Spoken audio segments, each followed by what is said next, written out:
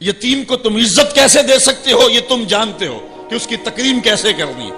تمہارے پاس یتیم کو پہنانے کے لیے کپڑا نہیں ہے، اس کو دینے کے لیے روٹی نہیں ہے، لیکن تمہارے سینے میں پیار تو رکھا ہوا ہے نا۔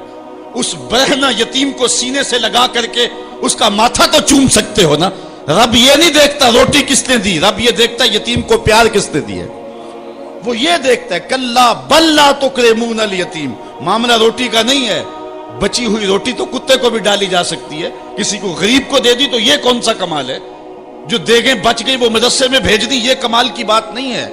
وہ گندگی کے ڈھیر پہ بھی تو پھینکنی تھی، خراب ہو جاتی، 2 گھنٹے اور پڑی رہتی۔ معاملہ یہ نہیں ہے، معاملہ تکریم کا ہے۔ اب وہ بھی سوچیں، عید آ رہی ہے، مینڈکوں کی طرح نکلیں گے سماجی رہنما اور سماجی کارکن، اخباروں میں تصویریں چھپیں گی، غریب عورتیں لائن میں لگی ہوئی ہیں، غریب مرد لائن میں لگے ہوئے ہیں، اور جو ہے وہ صاحب جو ہے وہ ایک ایک توڑا آٹے کا، ایک ایک تھیلا آٹے کا دے رہے ہیں، اور 10 جو ہے وہ فوٹوگرافر تصویر کھینچ رہے ہیں۔ اگلے دن 15 اخباروں کے اندر تصویریں لگی ہوئی ہیں۔ میں اس دن بھی کہا تھا کہ اس انداز کے ساتھ غریبوں کی غربت کا اشتہار لگانے والا سوچے کہ اس لائن میں اگر اس کی بیٹی کو کھڑا ہونا پڑے تو اس کا پھر انداز کیا ہو۔ بات یہ نہیں، بات تکریم کی ہے۔ کلا بل لا تکرمون الیتیم۔ آئیے تمہیں میں کہانی سناؤں۔ آقا کریم علیہ السلام جا رہے تھے عیدگاہ کو، راستے کے اندر ایک یتیم کھڑا تھا، اور آقا کریم نے کہا کہ بیٹے آج تم یہاں کھڑے ہو، کہا فلاں غزوے میں میرا باپ شہید ہو گیا تھا، میری ماں کا سایہ بھی میرے سر پہ نہیں ہے، لوگ اپنے گھروں میں ہیں، میں کس دہلیز پہ جاؤں۔ اچھا انتظار ہو رہا ہے عیدگاہ میں، حضور نے یتیم کو سینے سے لگائے، گھر لے گئے اور سیدہ فاطمہ سے کہا کہ جس طرح کا لباس حسنین کو پہنایا ہے اس کو بھی پہناؤ۔ اللہ اکبر۔ اور اس کو کھانا کھلایا اور سب کچھ اس کی تکریم کرنے کے بعد حضور نے پھر جو ہے وہ اس کو عزت دینے کے لیے، اس کی تکریم دینے کے لیے حضور علیہ السلام نے اس کو فرمایا اما ترضى ان محمدن ابوکا، بیٹے کیا تو پسند نہیں کرتا کہ محمد تیرا باپ لگے؟ وہ عائشہ تا امو کا، اور عائشہ تیری ماں لگے، وہ فاطمہ بنت محمد اختوں کا، اور فاطمہ تیری باجی لگے۔ اس نے کہا یہ اعزاز مل جائے تو مجھے اور کیا چاہیے؟ تو کہا آج کے بعد یہ رشتے تیرے ہوئے۔ ایک انگلی سے حضور نے حسنین کو تھاما ہوا ہے اور دوسری انگلی سے اس یتیم بچے کو تھاما ہوا ہے۔ جب حضور عیدگاہ کی طرف بڑھ رہے ہیں تو اور بچے بھی اپنے ماں باپ کے ساتھ جا رہے ہیں۔ وہ بچہ زبان حال سے کہتا ہے تھا تو یتیم، آج یتیمی کا مزہ ہی نہیں آ گیا ہے کہ حضور کی انگلی تھام کے جا رہا۔ حضرت ابو ہریرہ فرماتے ہیں رضی اللہ تعالیٰ عنہ کہ بھوک کی شدت سے میری کمر دوری ہو گئی، تو میں ڈرا کہ کوئی مجھے نقصان نہ ہو، تو مسجد نبوی کے ایسے گوشے پہ بیٹھ گیا جہاں لوگوں کا گزر ہوتا تھا۔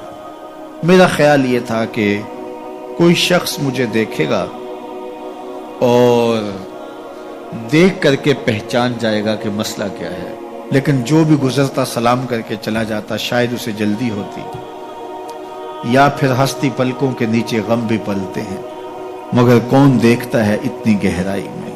میں نے سوچا کہ ایک قدم اور آگے بڑھوں اور آنے والوں سے ہم کلام ہوں، جب میں ان سے بات کروں گا تو میرے لہجے سے وہ میری آواز کی شکستگی سے پہچان جائیں گے کہ میرا مسئلہ کیا ہے۔ تو کہتے ہیں حضرت عمر رضی اللہ تعالیٰ عنہ آئے، میں ان سے کوئی مسئلہ شرعیہ دریافت کیا، لیکن شاید انہیں بھی جلدی تھی، انہوں نے مسئلہ بتایا اور آگے بڑھ گئے۔ میں پریشان تھا کہ حضرت سیدنا صدیق اکبر رضی اللہ تعالیٰ عنہ آئے۔ میں نے ان سے بھی قرآنی آیت کے بارے میں سوال کیا، لیکن وہ بھی جلدی میں تھے اور انہوں نے بس آیت بتائی اور آگے گزر گئے۔ تو فرماتے ہیں کہ میں ایک عجیب کیفیت میں مبتلا بیٹھا تھا کہ ایک جانب سے روشنی اٹھی اور دل و قلب و نگاہ کا مرشد اولین آ گیا۔ تو کہتے ہیں حضور آ گئے، تو چونکہ میری عادت بنی ہوئی تھی کہ میں ہر آنے والے سے مسئلہ ہی پوچھ رہا تھا، تو میں نے حضور سے بھی مسئلہ پوچھ لیا۔ تو حضور نے میری جانب دیکھا اور پھر زیر لب مسکراتے ہوئے بولے ابو ہریرہ بھوک لگی ہوئی ہے؟ میں نے کہا جی حضور مجھے بھوک لگی ہے۔ کہا میرے پیچھے آ جاؤ۔ حجرات اقدس کی قربت میں حضور پہنچے تو اہل خانہ کو آواز دی کچھ کھانے کے لیے ہے؟ تو انہوں نے کہا دودھ کا ایک پیالہ ہے۔ مجھے فرمانے لگے ابو ہریرہ وہ جو صفہ کے چبوترے پہ بیٹھے ہیں جاؤ ان کو بلا لاؤ۔ کہتے ہیں دودھ کا ایک پیالہ اور مجھے تسکین ہوئی تھی، لیکن 70 آدمی بیٹھے تھے وہاں. خیر حکم تھا، میں بلا لایا، میرے ہاتھ میں دودھ کا پیالہ دیا، کہا ابو ہریرہ دائیں سے شروع ہو جاؤ. اب میں ایک شخص کو پیالہ دیا اور دودھ کو دیکھنے لگا، اور وہ سیراب ہو کے گٹا گٹ پینے لگا. اپنی بھوک اور پیاس مٹا چکا، اور میں نے دیکھا کہ ایک قطرہ بھی کم نہیں ہوا.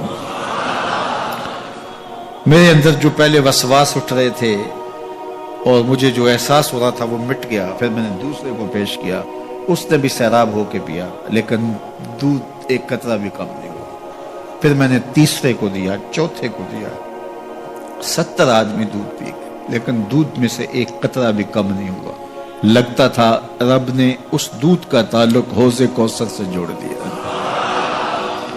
تو حضور نے فرمایا ابو ہریرہ، میں نے کہا جی حضور. فرمایا کون باقی؟ میں نے کہا حضور ایک آپ باقی اور ایک میں باقی. تو فرمایا اب تم پیو.